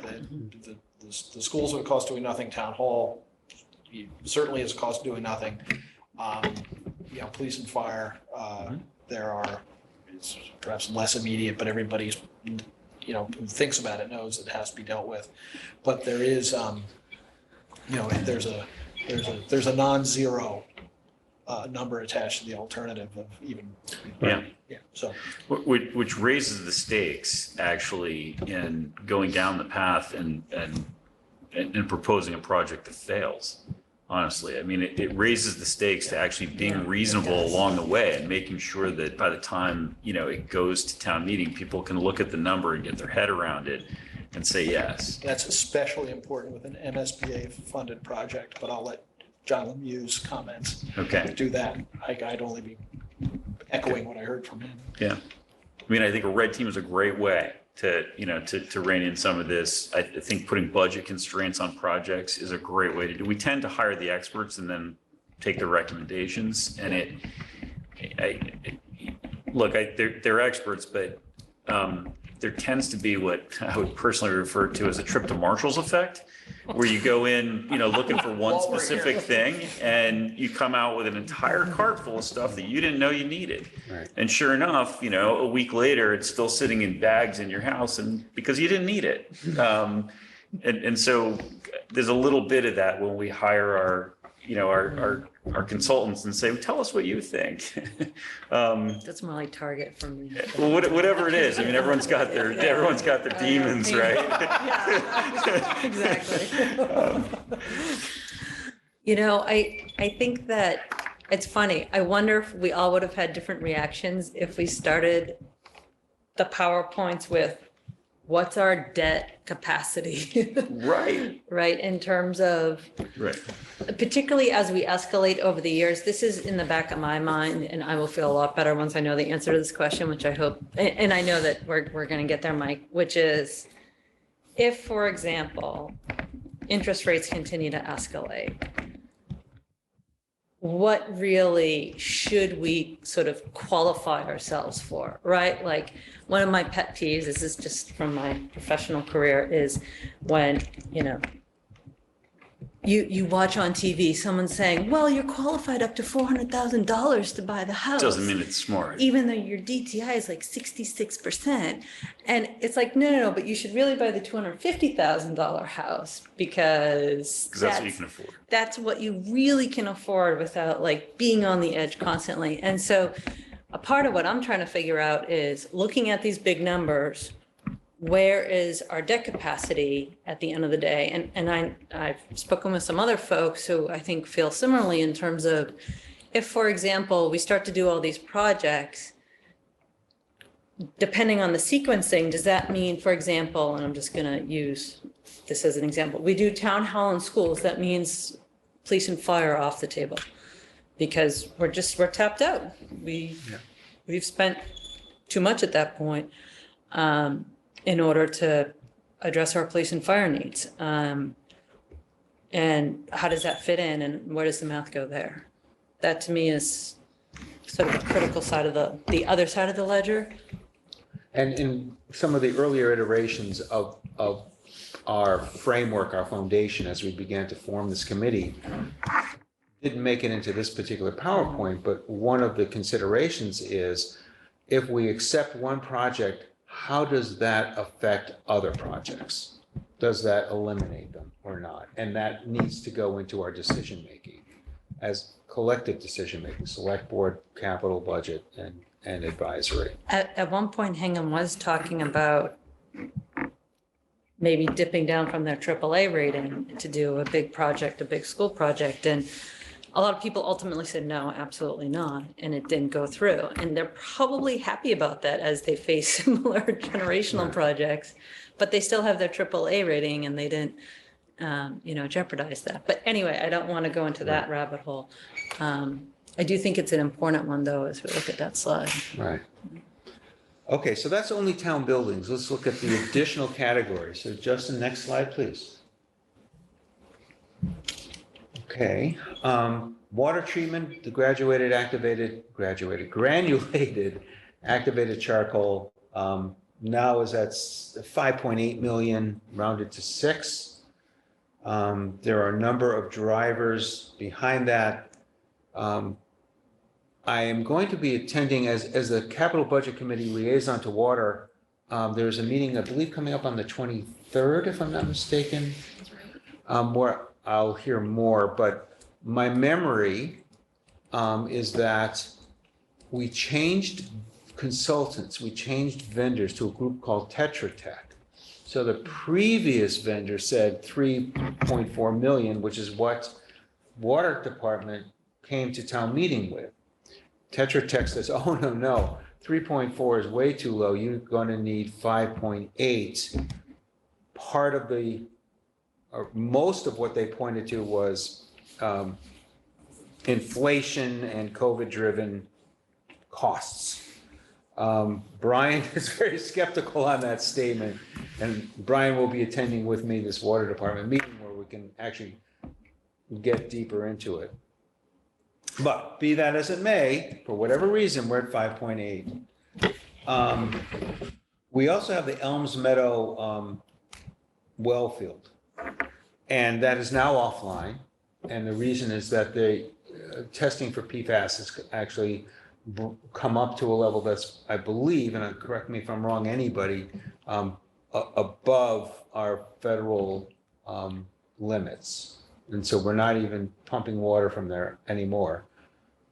A question would be, would it be cost effective in some way to the town to actually provide treatment for that water?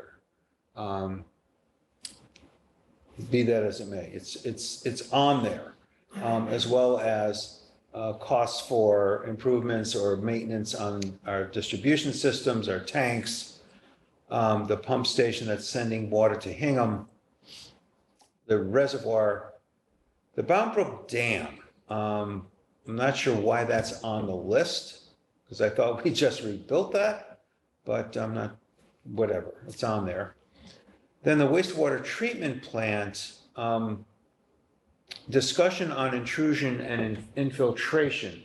Water, both fresh and salt, that get into the system on either big stormwater events or extra high tides, which would be salt water, overtopping the manholes and that water going into our treatment plant.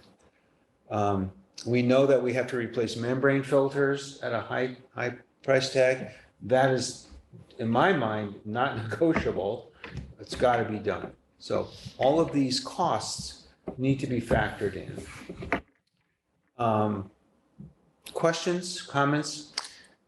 Just a question on the membranes. I thought we did the membranes a couple of years ago. We're a few years into their life at this point. Is Yes. that okay? So that you're just noting that that's a recurring Yes. cost. They recommend replacement every 12 to 15 years. Okay, and we're about what, 3 or 4 years in? I think only 2 years in. Okay. Yeah. Brand Yeah. Very new. Yeah. So And there's a wild card out there on sewer, which is regional sewer, i.e. with Situate and Hull, which it's very unclear to me, even if we decide to do it, which is a huge if, what the cost ultimately will be. There will certainly be a cost to us in terms of wear and tear on our plant for sure, as we squeeze the capacity tighter and tighter on that plant. If we let Situate pump more, which is the current proposal for Situate to pump more through us, and we do the excess out through Hull.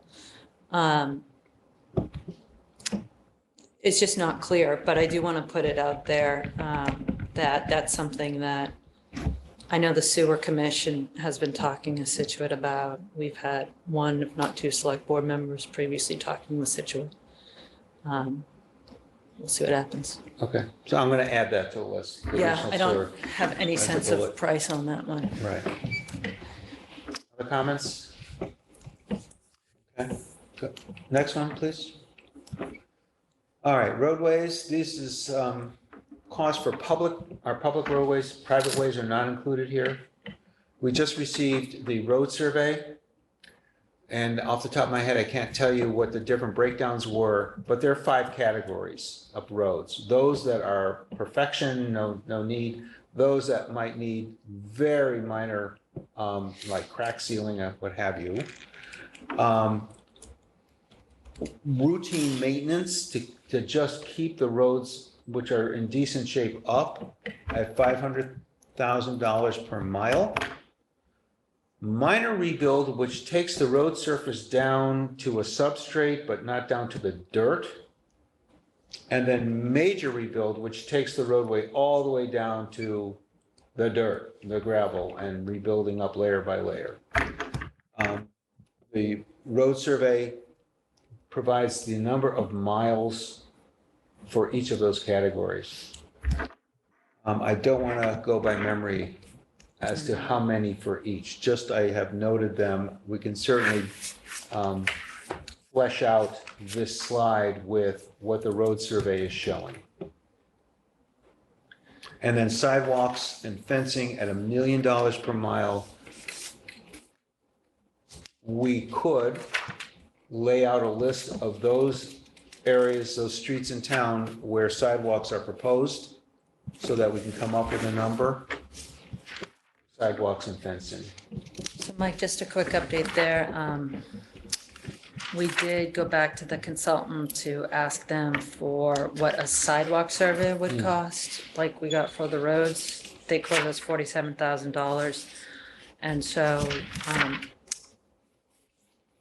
we're not pursuing that right now. And we asked Chris and Michelle to work with Brian Joyce to frankly do that work on our own to survey the sidewalks we had and essentially come up with some sense of a proposal with respect to sidewalks that need to be repaired, if not completely redone. Because I think the ultimate goal, at least for the select board, is to have a road and sidewalk paving schedule. So if we're doing a road, we should consider the sidewalk as we go, right? Let's try to do the work as we go. And so we're trying to get there, but we're not there yet on numbers. So we still need a number for the amount of sidewalk times $1 million per mile. Yeah. Questions or comments? Just a comment. Again, we're putting a number up here. Nobody's dialed in, but we are putting out in a public forum. These numbers are a multiple of what's in the current 10-year capital request list or forecast or whatever you want to call it.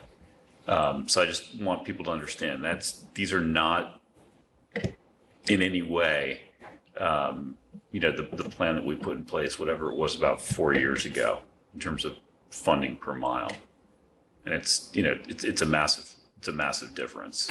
So in your view, it's underfunded in the current 5 and 10 year plan. If it turns out that these numbers are correct and these are consultants' numbers, okay, they may or may not be correct in terms of what we're about to experience when we enter into our next contract for the next several years. But if it turns out these are correct, you're looking at, you're looking at going from, $500,000 a year to $2 million a year in terms of spend. So right now, what's in the 10-year capital request forecast, okay, is very clear. It's a 20-year road replacement program, and it's estimated at about between $500,000 and $600,000 total per year, which is somewhere between $250,000 and $300,000 per mile. It's 2 miles a year, okay? And of that money, 300 of it is allocated from capital each year automatically. And then there are the Chapter 90 funds, which bounce around anywhere from 175 to 225 in a year, which gets us up around that 500 number-ish. And the idea was once we got it a few years into execution on the plan, we could fine tune the capital appropriation just to make sure that DPW could continue to track with whatever the actual cost was based on, and where Chapter 90 was coming in. So we're kind of due for the tune-up right now, which we were thinking was going to be maybe, anywhere between $0 and $100,000. And it sounds like, we're going to be possibly tearing up the entire plan. There is a bright side, Brian. Which is? If this is consuming 100% of the capital budget, your committee's meetings will be very short. They will be very short. No yes. other decisions to make. Yes, there will be a lot of very upset departments across town. Yeah. So anyway, and I don't want to pick on DPW. I mean, we're having, we're seeing step function. Well, we're we're seeing discussions that are contemplating step function changes in cost, whether it be, the GAC system, whether it be the roads. And, Michael expressed that I'm feeling some skepticism. What I feel like I'm seeing out in the marketplace right now is, everyone hears inflation, and, vendors are seeing it as, COVID, supply chain, vendors are seeing it as an opportunity to quote whatever they want. We saw this on the rooftop air handlers up at the schools. Yeah. We quoted those, we appropriated for them. They came in at what, 200% of plus what they should have, simply because we had slipped into COVID and all of a sudden just the pricing environment has changed. So I think we need to be very, and to Rob's point, there's a cost to doing nothing. It's not like we should just go dark on this stuff, but to some degree, my instincts are starting to tell me, wait a minute, we should let this pricing environment settle out. The cure to high prices is high prices. People stop buying and the prices come back down. It's just economics 101. So I just put that out there. My instinct is that these numbers are far higher than what it's actually going to cost, based on what it has cost us in the past to redo our roads. And I think these numbers are higher than you. These numbers are higher. I'm hoping instinctively that time will show that the consultant's wrong, but they may not be. Well, according to the road survey that they just did, if we were to do everything today, which is not envisioned by the survey, right? Right. It's over 10, 20 years, it'd be 25 million based on all the various levels of our roads and maintenance or lack thereof. And I think Based on today's conditions. Right. And the question I have is, that's obviously not going to be like the same amount every year, right? You're going to have some ups and Well, downs. the roads So how do you the manage roads that? that require almost nothing right now because they're brand new, within 20 years will need replaced. That's They true, too. drop down. They'll So be coming on. that's just Yeah. a snapshot. Yeah. I would say you'd probably have to, if I remember the differentiation in there, it was under 10 miles for each of these categories. And I think we only had about 40 miles of road. So I don't know. Yeah. I think we need to move along. We only have about 10 minutes. Yeah, there's more work that needs to be done on this, and there's more work that needs to be done on the GAC before we just accept the numbers. Let's put it that way. That's the point I wanted to make. But we're seeing some weirdness in the quoting and pricing environment Right. right So now. Brian, GAC is, The charcoal filtration oh, system right, that. for the I was water thinking- treatment plant. I was thinking in terms of roads. Yeah, that went Never mind. that doubled in cost. Yeah, I Because- thought it was a road component No, I'd no. never heard of before. I'm sorry, go ahead. All right, let's try and spend a couple of minutes on each of the next slides. Go ahead and go to the next slide, please. This is changes that have been brought to the town planner. You're off. Thank you for coming by, Ralph. Thanks for asking. And you'll be invited to the next as well. The town planner has told us that the town doesn't have resources for us to pursue federal grant money that's earmarked for these kinds of projects for climate change resiliency. But I've included them. We don't have pricing on them at this point, but they are in our future if we want to get ahead of stormwater impact from more frequent, more powerful storms. Let's move on. Well, and we do have, the select board is likely to have a agenda item of resiliency coming up because Yeah. we're spending money to hire someone to do resiliency planning, i.e. Woods Hole, so we can certainly consider adding that in. I don't Right. see a problem with that. Just that we're facing a time Yeah, I know. Deadline time of limited October. grant. Okay. to get the grant applications in. On the harbor, the Elm Street corridor, I'm just putting TBD on the share for that. Update there, Ford Act did not go through. So the money that was in there, the 550,000 for Elm Street is not happening, not at least within this year. Okay. The boat ramp is already allocated, I believe, as is the government island rehabilitation. big questions are seawalls. Those are the town-owned seawalls, what to do with those, and whether the federal breakwater will require town participation. So it's on the list. Next one, please. And we have the courts, fields and courts at 10.5 million.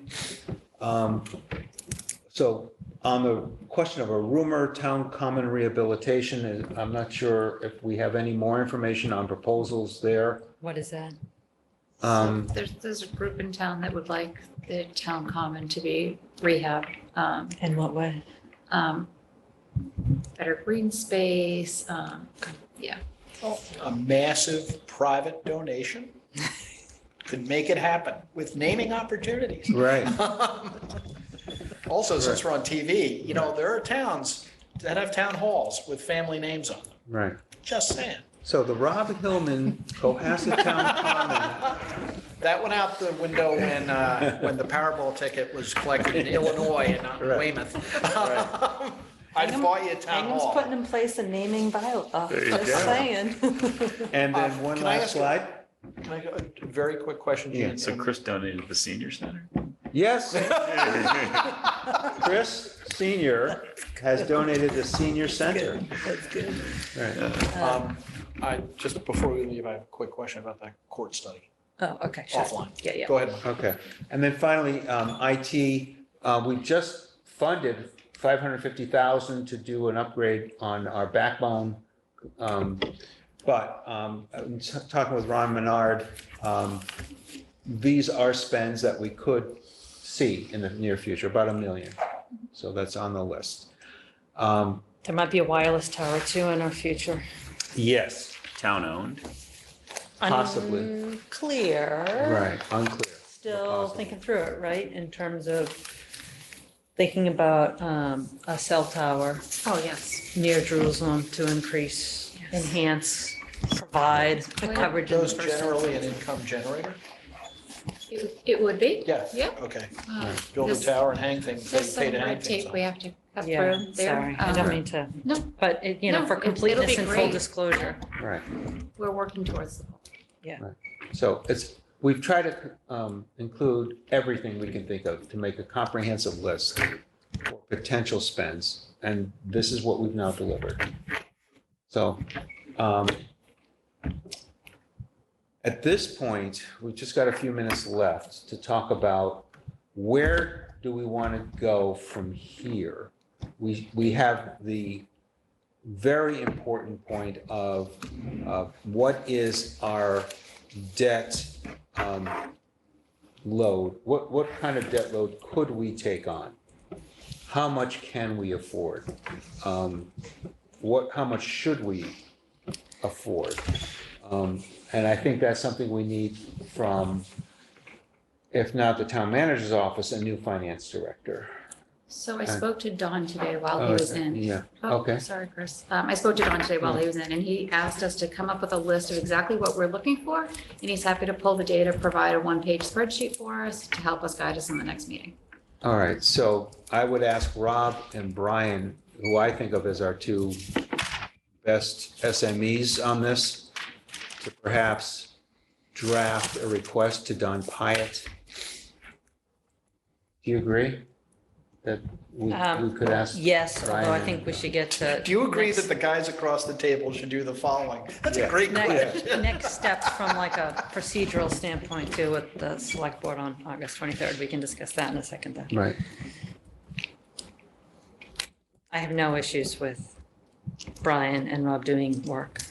but are they the best people to do it? Thank Really? you, Chief. That's- Yeah, they can do it, but are they the right people to do it? Are they the best people?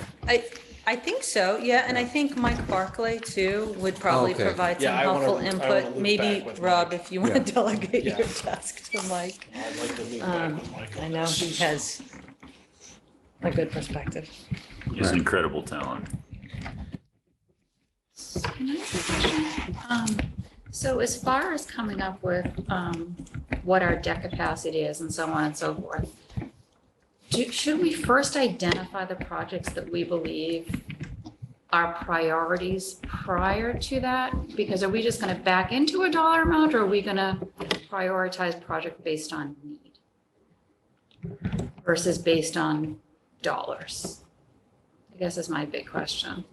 Because if we're saying, we've showed that slide and we have the schools at a rumored number, and you have town hall, and you have, Not to throw us off the track, we haven't heard from the schools yet on their other capital needs. Right. We're just sort of saying, oh, new schools. yeah, Well, they may well have other major capital expenditures that relate to curriculum, may relate to contracts.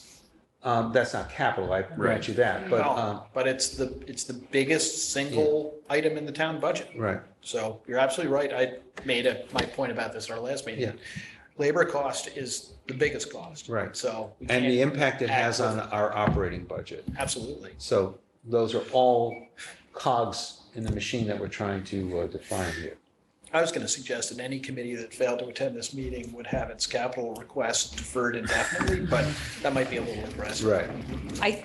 I think it would be helpful to talk about next steps, because I know August 23rd, I'm going to go back to the select board and they're going to want to charge a formal committee, at least some members will. And I'm curious as to input from you all in terms of how to continue this. You know, one option is to continue this group, and we'll just make it a formal committee and put together a I charge. think to Ralph's point is that, you know, in the context that we shouldn't be delaying this unduly, you know, speed is the enemy of a number of different things. And that if the select board, you know, I think they could be advised to, you know, take Ralph's advice or perhaps just chill out a little bit.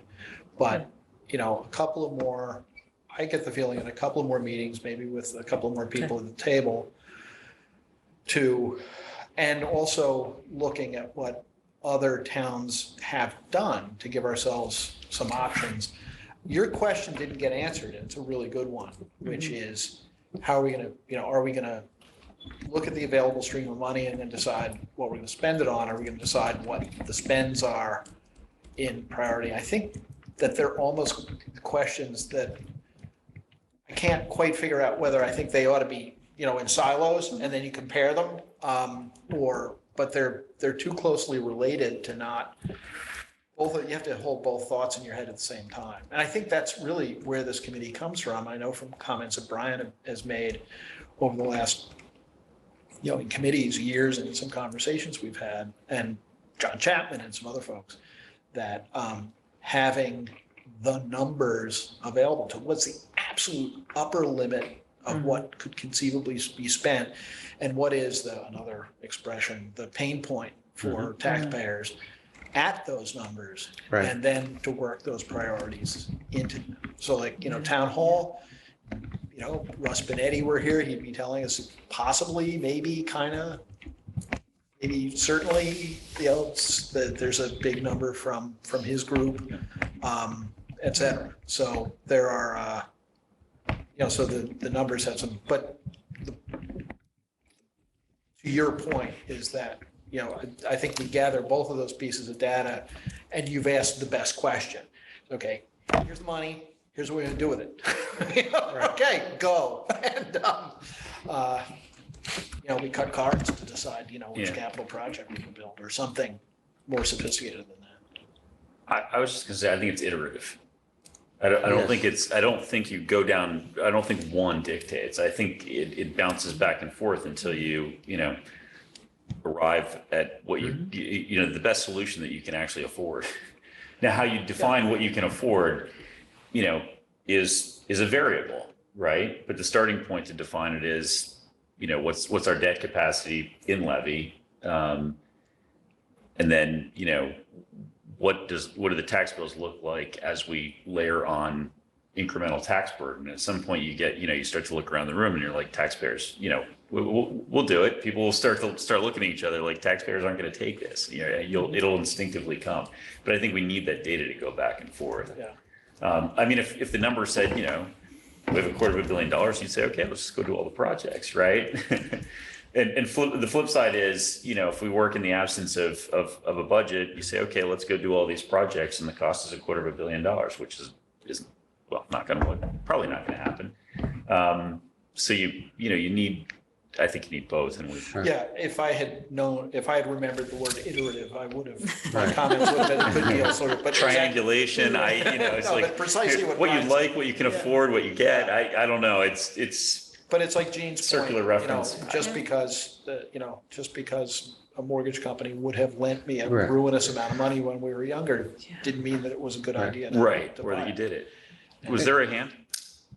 Nope. Oh, okay, sorry. There's only, We want to get to Chris. Yeah. Before we wrap. Chris, do you have thoughts? I think there's a lot of conversation to be had. So, I think Michelle's point is really important from our perspective too. I mean, there are things that kind of, that go to basic functionality of government, right? You have to have a police headquarters to run this, That's right. and you have to have a water plant, and you have to have a sewer plant, and you have to have And some. So, I mean, that doesn't just, what they look like and how fancy they are is different. And again, and these aren't also, there's many permutations. We talked about regionalization, right? There's lots of ways of skinning cats. The CPC money can obviously fund historical renovations and fields. It cannot fund schools or Right. turf. Right. There's so many different permutations on this. And that said, I think the most important thing is to say, well, these are things we really need to do first. With an understanding that things change, right? There's always, these aren't the 10 commandments. At the same time, it's going to be a lot easier for us to come back and say, here's how these things can play out, because different projects have different alternative funding sources. Some don't really have any. So I think that would help define the conversation a little bit better. Okay. I just want to make a comment on what we were just talking about on the iterative process. Last time I talked about coming up with a minimum acceptable outcome or product. I think if we come up with a debt limit that would be our minimum, or I guess it would be, in this case, the maximum, that addresses that point. And then you go after that. Then you start asking questions about that and fine tuning it so that the next iteration of it, it's been adjusted to some level. One other thought I just had, and going to communication and Justin's efforts, I would suggest perhaps some sort of aggressive survey of the town, sending out some kind of townwide survey. One question might be, how much of a tax increase would you?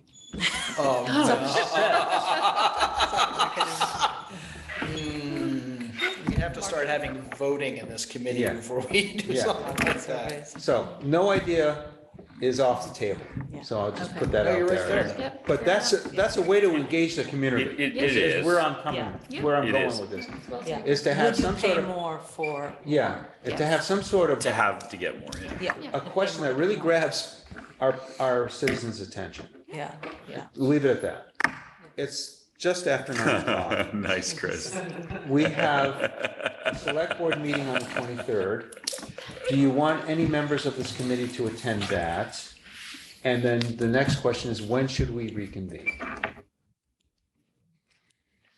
I think for the 23rd, I think the question that will probably be posed is, this group was supposed to come back with a recommendation for next steps Mhm. for the select board then to, it sounds like some, I'm not going to presuppose all, want to charge a formal committee.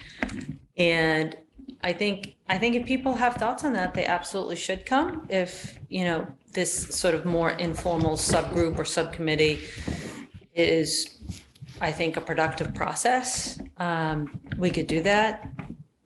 I think it could be worth talking through. From my personal perspective, I think that probably like a few more information gathering sessions would probably be productive. I could see one on the operational side, which we really haven't discussed Right. that much. Right. The debt capacity and new revenue topics, and then looking at other towns and benchmarks with respect to our demographic data, just so we can get a sense of, Yep. oh, either we're Strongly- like way out of whack, or we're really, frankly, you know, under revenuing.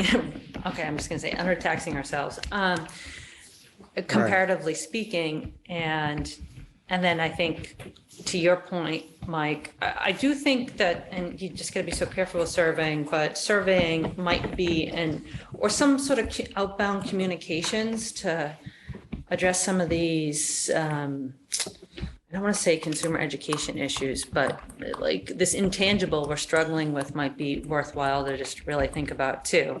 And I'm struggling with what's the best forum to do it. Is it this continued group? Is it a more formal committee? I'm a little agnostic as long as it's seemingly working, but I want to make sure too that it is working. Can I suggest this? Yeah. For the select board not vote a charge on the 23rd. If they want to kick around the notion of a charge or even send us a draft of a charge, I think that this group should participate in drafting the charge, or at least give a notice for a notice and comment period, if you will. So you know, I think it would be, I think that knowing the 5 members of the board, that wouldn't be regarded, I think, as a big ask. That, Yeah, no, I don't. Yeah. It was my hope that this group would help draft the charge that would then be better. recommended. And yeah, I've just never done that. I'm just not sure we're there yet on drafting. I don't think we are. Yeah. I agree.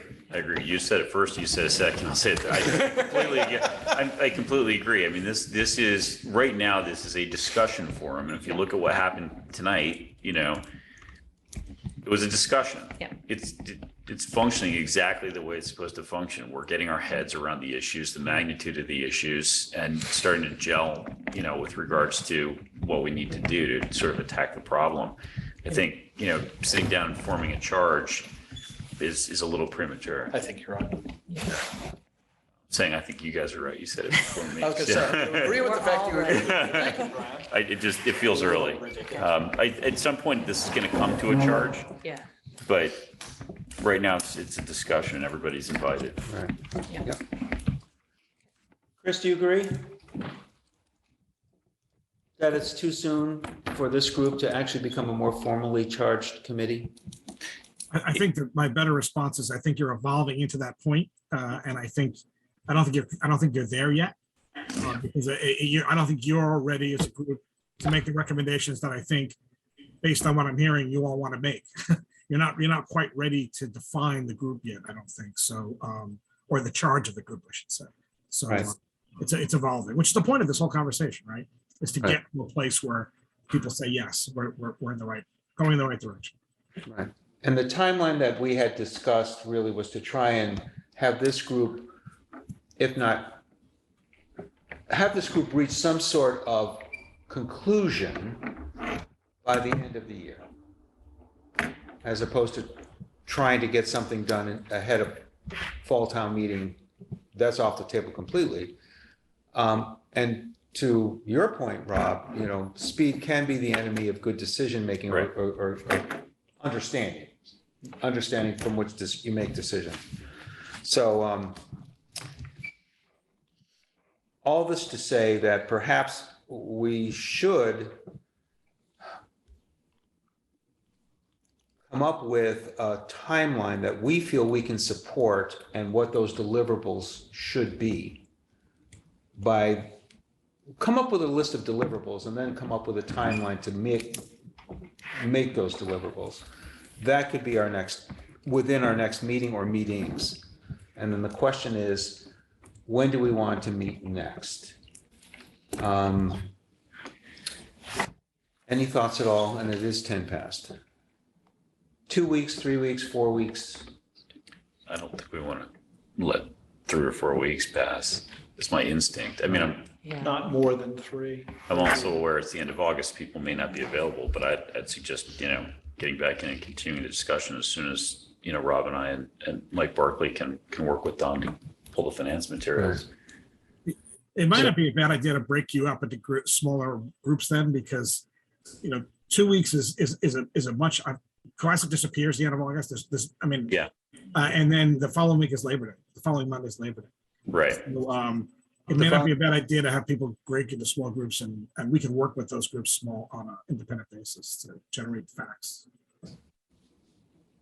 I have just to move this forward, I have a suggestion. Why don't you, Brian, and Mike Barclay / Rob move forward on the debt capacity issues that you were going to chase down, acknowledging that people are going to be on vacation, et cetera. I can talk to Lance and Craig about trying to gather information on the school side, both on the operations and on capital needs to, do a projection moving forward. Mike, if you want to talk with Chris about that same on the town side, because I know you had already begun maybe those conversations on the operation and staffing. Yeah, sure. And the last sort of piece of the puzzle, and maybe we just leave it at this, but other towns and benchmarks. Mike, maybe you and I can talk about how best to chase that information down. The Hingham Sustainable Budget has some of that already in there. Yeah. It's great work. We can move forward from there too. I know that they were researching other towns that had done similar projects. So Chris, tomorrow I'll check in with Tracy to see when I can meet with you, and I assume with Michelle, that the three of us, is that right? Would that be good? Yeah. Later in the week, or it becomes, we'll have to do it in kind of some hybrid form. Plus, Michelle's taking some very well-earned time off next week, at the end of next week. Yeah, That's well earned. right. But not to push, but I'm certainly free this week. So, if that works for everyone's schedules. Well, and maybe we can reconvene after Labor Day. I know that's far, but if we're working in the No, interim. if we're working, and I would ask everyone who's working on a project to just feed me an update Okay. at the change of status. Think of it that way. Okay. When something changes, let me know, even if it's every 2 days. Yep. And I'll collect that information, I'll disseminate it back out. And Justin, it would be interesting to hear your thoughts on, out of the box, thinking outside the box, how can we provide news and information with the lack of a news channel? That's a real problem. That's one of our problem statements that I'm going to add to our list. And Chris, you can tell Justin to ignore Mike. He's not your boss. But just looking at this dispassionately in terms of what we've come up with this week, it seems to me that you're the logical person to work that. I hope so. All right. He's not your boss, Justin, but that's okay. You just tasked him with solving a fundamental social and political problem. Right. But he's the guy to do it. Chris has a capital budget button on his desk that says, he's not your boss. He's not You're not the boss of me. We're gonna take it to the red team. We're gonna take it to the red team. Sit down with Chris and figure some stuff out. Right. Absolutely. Cool. Very good. Thank you. So we're looking at the 12th. Monday the 12th. September 12th. That's the next Monday in sequence. That is Labor Day. It's better than Labor Day. Oh, So that's a month out, but let's just keep working. I will either be impaneling a jury that day, and you will not see me, or I All will right. not be impaneling a Okay. jury that day, and I'll be here. So, All right. September 12th it is. All right, good. And for myself, I'm going to just put more thoughts down in terms of keeping us organized and moving ahead. So I'm a little concerned that when you go to the select board next week and tell them our next meeting is September 12th, that's going to elicit some panic to accelerate everything. I think the only real timing pressure is town hall and fall meeting. Yeah. Last we were talking with Chris, it seemed like maybe we were looking at spring, and so we had more runway. But then we had a presentation by the Town Hall Building Committee, and you may know more, where it looks like they're trying to squeeze in something for fall, even though we may not have a final number yet. And I'm not sure if that's going to fly, but that's the only, in my mind, the only real timing issue that's putting pressure on this group at all in terms Right. of. And that raises the whole question of, even if it's premature, should there be a red team looking at the town hall project if they're trying to move it to fall town meeting? Let me be perfectly clear about what I said earlier. I'll move it forward. I think the whole red team concept does not apply to town hall.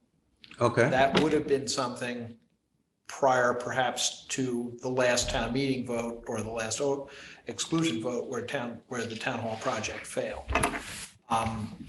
And what was wrong with that project and or what happened to this project. It's part of that should be baked into the early middle stage of a project. At the end, it just becomes a reason to shoot down a project into which there's been a very significant investment, and the alternative of which is to be pouring money into a bad building. And to some extent that happened, but that's a conversation all right, Yeah. before 9 o'clock. right. I don't want to keep us. Are So. we good? Why don't I you think- close the meeting?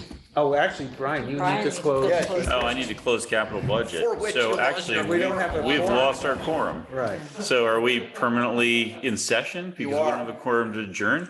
Well, actually, It's like Charlie on the MTA. You're- Okay, in town meeting, if we Ralph lose, if closed we it lose a by walking quorum, away. so Ralph technically closed. if we lose a quorum Maybe. by the end of the night, we still adjourn the Okay, meeting. well, I'm still going to do a roll call vote with a motion. Can I entertain a motion to close the meeting? I move we close the capital budget meeting. I second the motion. Roll call vote. Ralph Dormitzer? Not present. Susan Franklin? Now, President, Francine Lyons? Michael? adjourn. No, Michael Dig? Yes. Aye. Aye. Brian Host? Aye. The meeting's adjourned. The time is 9:17.